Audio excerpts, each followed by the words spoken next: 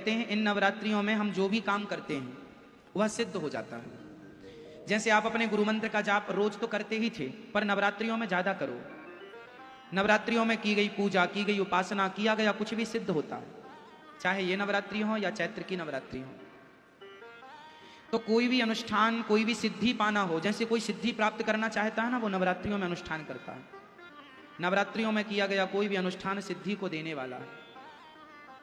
इसलिए जैसे आप अपने गुरु मंत्र का भी जाप करें इन नवरात्रियों में तो आपका मंत्र सिद्ध हो जाएगा। इसलिए अधिक से अधिक जाप करना है, अधिक से अधिक यहाँ वहाँ से मन हटा करके इन 9 दिनों में अपने मन को केंद्रित करके भगवान की अधिक से अधिक आराधना करनी है। और इन 9 दिनों में हमें अपनी बैटरी इतनी चार्ज कर लेनी है पॉजिटिविटी से, भक्ति से, कि 6 महीने तक चल जाए। इसके बाद फिर अगली नवरात्रि में चार्ज हो जाएगी।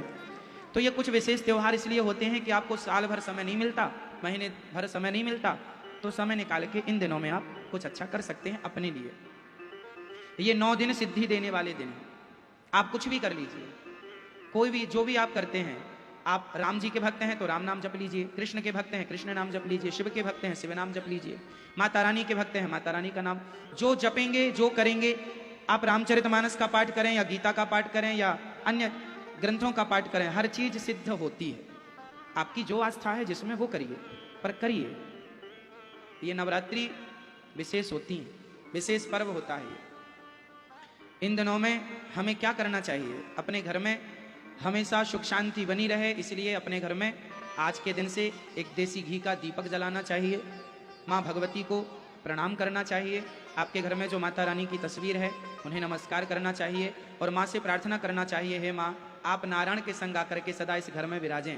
भगवान शिव के संग पार्वती अकेली नहीं, शिव के संग पार्वती आए। लक्ष्मी जी अकेली नहीं, नारायण के संग लक्ष्मी जी आए। हम लोग अकेले की पूजा नहीं करते, युगल उपासना करते हैं। युगल जानते हैं? जोड़ी, सीताराम, राधे श्याम, गौरी शंकर। तो माँ आप युगल विराजिए हमारे यहाँ, सदा के लिए विराजिए। हमें अपना पुत्र मानकर, हमें अपना दास मानकर के विराजिएगा, क्योंकि किसी न किसी रूप में हमें शक्ति की आवश्यकता होती ही है।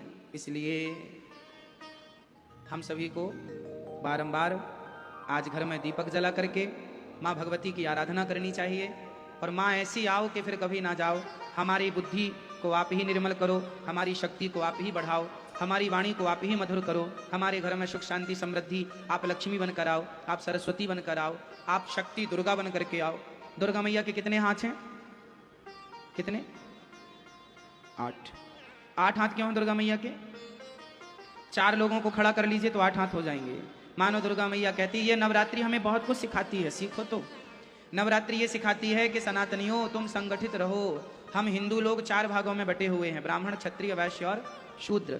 ये 4 टुकड़े हैं सनातन धर्म में, 4 भागों में डिवाइड हैं लोग। माता रानी कहती है तुम चारों एक हो जाओगे जिस दिन, तो तुम्हारे हाथ हो जाएंगे 8। और जिस दिन तुम इकट्ठे हो गए तो 8 हाथ की ताकत से इतनी ताकत तुम हासिल कर लोगे कि शेर को भी तुम अपने वश में करके शेर की सवारी कर लोगे। दुर्गा जी शेर की सवारी करती हैं, इसलिए इस संगठन में ये ताकत है कि आप शेर को भी अपने अधीन कर सकते हैं। फिर ये दुनिया के लोग क्या। इसलिए ब्राह्मण, क्षत्रिय, वैश्य और शूद्र चारों को संगठित रहना चाहिए। हम सभी एक ही पिता की संतान हैं। अच्छा बताओ, ब्राह्मण के पिता कौन है? मूल में फर्स्ट ब्राह्मण के पिता, ब्राह्मण कहां से पैदा हुआ? ब्राह्मण के पिता कौन? भगवान। भगवान श्रीमन नारायण कहो या भगवान ब्रह्मा जी कहो, भगवान नारायण के मुख से प्रकट हुए हैं ब्राह्मण। ब्राह्मणों से मुखमासी, भगवान नारायण के मुख से ब्राह्मण प्रकट हुआ। क्षत्रिय हुआ भुजाओं से, वैश्य हुआ है जंघाओं से, और शूद्र हुआ है चरणों से। तो बताओ चारों के पिता एक हो गए? एक हो गए? बोलो हाँ। हम चारों के पिता जब एक हैं तो फिर भेद क्यों है? हम कौन छोटा बड़ा है? सब भाई भाई की तरह रहो मिलजुल करके। बड़ा व्यक्ति अपने कर्मों से होता है। आपके कर्म अच्छे हैं, आप श्रेष्ठ विचारधारा वाले व्यक्ति हैं, तो आप किसी, चाहे आप ब्राह्मण हो, क्षत्रिय हो, वैश्य हो, शूद्र हो, आपकी विचारधारा रैदास जैसी हो तो रैदास भक्त का भी सम्मान करता है, आदर करता है। उनके भी चरणों का प्रक्षालन करके, चरण धो करके लोग चरण अमृत लेते हैं, ऐसे महापुरुषों का। तो फर्क नहीं पड़ता कि आप ब्राह्मण हैं कि क्षत्रिय हैं कि वैश्य हैं कि शूद्र हैं, आपका भाव कैसा है। व्यक्ति जन्म लेने से बड़ा नहीं होता, व्यक्ति जन्म से भी बड़ा है और कर्म से भी बड़ा हो सकता है। यदि जन्म और कर्म दोनों से श्रेष्ठ है तो क्या बात है। लेकिन व्यक्ति जन्म से श्रेष्ठ है पर कर्म से श्रेष्ठ नहीं है, तो वह समाज में सम्मान नहीं पाएगा। सम्मान वही पाता है जो कर्म से श्रेष्ठ होता है। इसलिए आप किसी भी जात से हैं, कोई फर्क नहीं पड़ता, आपके कर्म श्रेष्ठ होने चाहिए। क्यों जी, क्या श्रेष्ठ होनी चाहिए? कर्म। ब्राह्मण होकर भी कर्म से हीन हो गया तो वो किस काम का? क्षत्रिय होकर भी वो कर्म से हीन हो गया तो किस काम का? वैश्य होकर भी कर्म से हीन हो गया, शूद्र होकर भी कर्म से हीन। इसलिए आप जहां हैं वहां रह करके कर्म युक्त बनो। ऐसा कर्म करो कि समाज आपके जैसा पुत्र चाहे कि ऐसा पुत्र हमारा भी हो। फर्क नहीं पड़ता कि आपकी जाति क्या है, आपके कर्म श्रेष्ठ हैं। इसलिए कर्मों की पूजा होती है। अच्छे कर्म करेंगे तो शबरी ने अच्छे कर्म किए तो देखो आज समाज पूजता है शबरी को भी।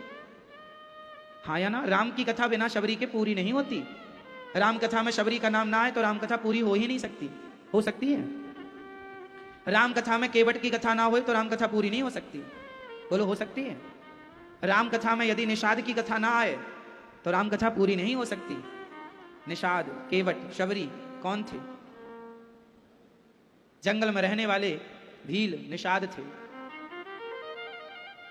जिसे आज समाज छोटा मानती है, लेकिन राम जी ने गले से लगाया। जब मेरे राम ने कोई छुआछूत नहीं रखा, जब राम ने कोई ऊंच नीच का भाव नहीं रखा, तो हम कौन होते हैं छुआछूत और ऊंच नीच का भाव रखने वाले?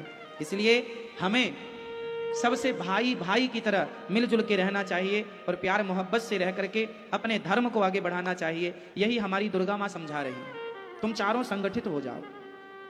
आज हमारे देश में यही तो संगठन नहीं है। ब्राह्मण अलग, क्षत्रिय अलग, वैश्य अलग, शूद्र अलग। क्यों? सही है?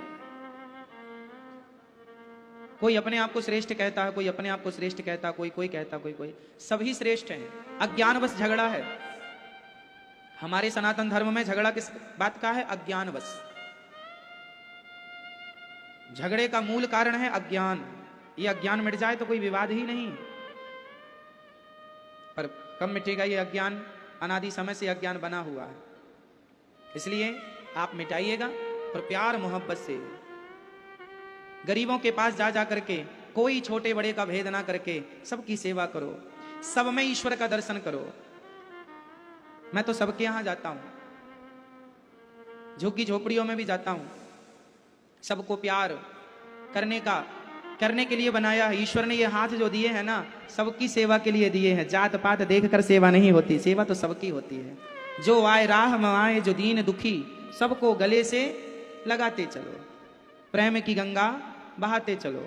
तो हमारे धर्म में यही सिखाया गया है कि आप सब तक जाएं और सबकी सेवा करें।